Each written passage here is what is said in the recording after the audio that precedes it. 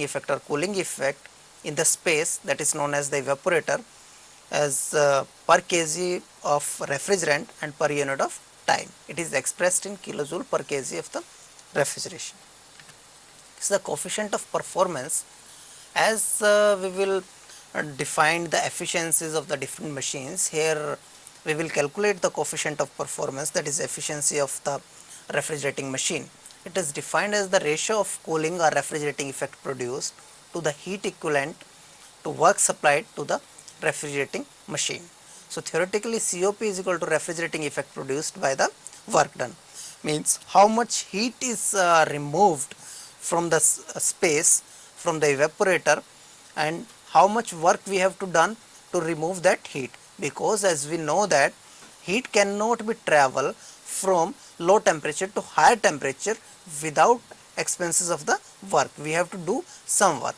So we have to do some work to removing heat from the space. So the coefficient of performance is defined as what is the net effect, that is cooling effect in the space divided by the work done. To get that cooling effect, how much work done we have, how much work we have to done on the system. So we will get the coefficient of performance. So refrigerating machine, next one is a machine which is used to maintain the space at temperature below that of the surrounding while working on the reverse cycle is called the refrigerating machines. Means the device which is used to extract heat from the space or to maintain the space below the surrounding is known as the refrigerating machine, such as our refrigerators, air conditioners. Okay, so all these are the refrigerating machines. So next we have heat rejected to the surrounding is equal to Q1. Suppose this is the total amount of heat that is rejected to the surrounding, that is from the space we have rejected the heat to the surrounding system, that is equal to work done plus refrigerating effect. How much heat is absorbed and how much work is to be done, that is equal to total heat rejected to the surroundings. So Q1 is equal to W plus Q2, means total heat rejected is equal to theoretically work done plus heat extracted or heat absorbed from the space. So coefficient is equal to refrigerating effect by work done. So COP is equal to Q2 by Q1 minus Q2, means heat rejected, refrigerating effect produced by work done. Work done is total amount of heat rejected minus refrigerating effect produced. So or you can measure the coefficient of performance in terms of the temperature, that is T2 by T1 minus T2. Okay, here T2 is the temperature that is lower and T1 is the higher temperature. So this is the generic cycle of vapor compression cycle, or you can say that the refrigeration system. Here we will start from the low pressure sides, because in this cycle we have two pressure sides, one is low pressure and other is high pressure. We will start from this low pressure sides, that is evaporator. As this dark blue color is shown, that these are the vapors and this is as the mixture of vapor and liquid. So from here, by absorbing this heat is absorbed by this fluid and it will be converted into vapors. These vapors of lower pressure. Now the pressure inside the evaporator is low, and after absorbing this heat from the space, this evaporator is the space where the articles are placed or which we want to cool. So these vapors are low pressures, these are moving to the inlet of the compressor. In the compressor, when these vapors are compressed to higher pressure, they are converted into the vapor stage, or you can say that they are in the gaseous stage. So here this is high pressure vapors. Now these vapors are high pressure which are fed to the condenser. Condenser is a device which will dissipate the heat to the surrounding. The common example of this condenser is that in our houses, behind the refrigerator we will see a black color coil that will act as a condenser, and that is the condenser of that refrigerating system and dissipate the heat to the surrounding, that is our atmosphere. So here this high pressure vapors are converted into high pressure liquid, means heat is dissipated to the surrounding. After losing the heat, here the state will be changes from vapors to liquid. Now this high pressure liquid is passes to the expansion or metering devices. Here the expansion of the liquid take place, and this high pressure liquid is converted into low pressure liquid, and again this low pressure liquid will be passes to the evaporator. From here it will be absorb the heat, changes the stage, and the cycle will be repeated. So from low pressure sides to high pressure side, from vapors to low pressure vapor to high pressure vapors, and from high pressure vapors to high pressure liquid, then high pressure liquid to low pressure liquid. So this cycle will be continuous.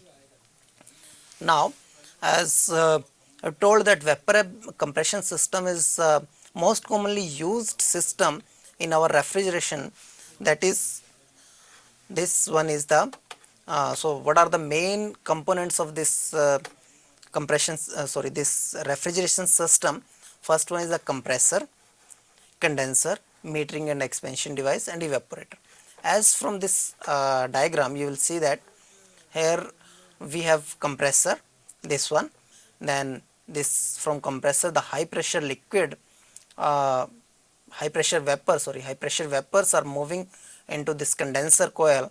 Here it will be dissipate the heat to the surrounding and changes into high pressure liquid. Stage will be changed. This fan is used to blow the air, so that there will be more cooling effect, and more high pressure vapors are converted into high pressure liquid.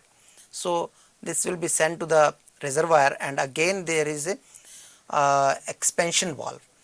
After passing this liquid through this expansion valve, here the cross section is very small, the liquid will be expanded and it will be changed from high pressure liquid to low pressure liquid, and this low pressure liquid will be passes through this evaporator. Now this evaporator is placed in the space where we want to remove the heat. As the liquid passes through this evaporator, it will be absorb the heat from the surrounding, from the article which are placed in the evaporator, and this will be get converted into low pressure vapor. So at the end of this evaporator, there will be total vapors coming out from this evaporator. So this evaporator is again from this evaporator, again the low pressure vapors are fed to the compressor. The compressor will be compress these vapors to low pressure, which are at low pressure, convert these into the high pressure. This compressor is run by a electrical motor, and work is done here by this compressor. So in this vapor compression cycle method of refrigeration, we have four main components. So and the so first one we will take the first component is the compressor. So this compressor is the heart of the system. It compresses the low pressure refrigerant vapors which are coming out from the evaporators and compresses it to high pressure vapors. The inlet of the compressor is known as the suction line, and the outlet of the compressor is known as the discharge line. In this diagram we have a cut section of domestic compressor, which is also known as the hermetically closed compressor. In this unit is totally enclosed. Motors as well as the compressors, valves, all are enclosed in this case. So this is known as the hermetically closed compressor system. So this compressor are most commonly used in our domestic refrigerators. Next we have condenser. The discharge lines which is coming out from the compressor leaves the compressor and runs into the inlet of the condenser. As from here you will see that this outlet of the compressor, that is discharge line, this will feed the high pressure vapors into this condenser. So the hot vapors entering the condenser and start to flow through the tubes. Cool air is blown with the help of a fan, or heat is transferred to the surrounding, and there will be a change in the state of the refrigerant. It will be changed from here, this will be vapors, it will be changed from a high pressure liquid. Here we will assume that there will be no pressure loss and the liquid will be at a high pressure, but only the state will be changed during uh, the condensation, but there will be some decrease in the pressure also, because the refrigerant has to pass through the more number of bends and the length of the tube will be also very large.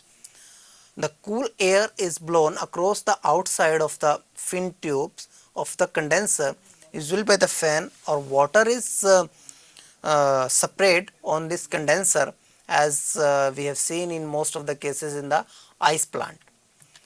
So, since the air is cooler and the refrigerant heats jumps from the tubes to the air, and hot that is energy goes from hot to cold, that is latent heat, means the hot vapors that is coming out from the compressor is passed to the pass their latent heat and get changed into liquid, and this latent heat will be dissipated to the surrounding.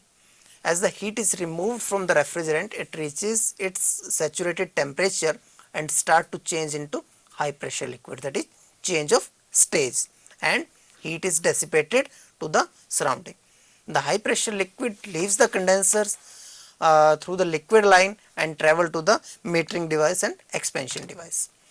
So this expansion device and metering device both are combined. So is used to regulate how much refrigerant enters the evaporators. Common type of metering devices are small thin copper tubes, that is known as the capillary tube. Diameter is also very small. So here this high pressure liquid is expanded and it will be converted into low pressure liquid, and the metering devices will send a regulated amount of refrigerant into the evaporator so that the desired cooling effect may be produced. Thermally, control diagram valves, that is called the thermal expansion valves. Here in this system the thermal expansion valves are attached. So these are open and closed with respect to the temperature of the evaporator and maintain the supply of the refrigerants into the evaporator. So here the liquid is expanded and it will be changed from high pressure liquid to low pressure liquid, and this low pressure liquid will be passes through the evaporator, and it has more time to stay in the evaporator, and it will be absorbs the heat and get changed into the vapors as seen here. After leaving when it will be at the end of the evaporator, this refrigerant will be change its stage and it will be converted into the vapors. So the metering device tries to maintain a preset temperature difference, the inlet and the outlet opening of the evaporators, as the metering devices regulates the amount of refrigerant going into the evaporators. Now we have a low pressure cooled liquid refrigerant entering the evaporator coil. Pressure went down, so the temperature goes down and it will be absorb the heat. Next element we have evaporator. It is the space from where we want to produce the cooling effect. We want to produce the refrigerating effect there, or you can say that the article are placed in this space which we want to cool. The cool refrigerant in the evaporator tubes absorbs the warm hot air of the surrounding. The change of the temperature causes the refrigerants to boil, and the change from low pressure liquid to low pressure vapors, the low pressure vapor is pulled into the compressor and the cycle starts over.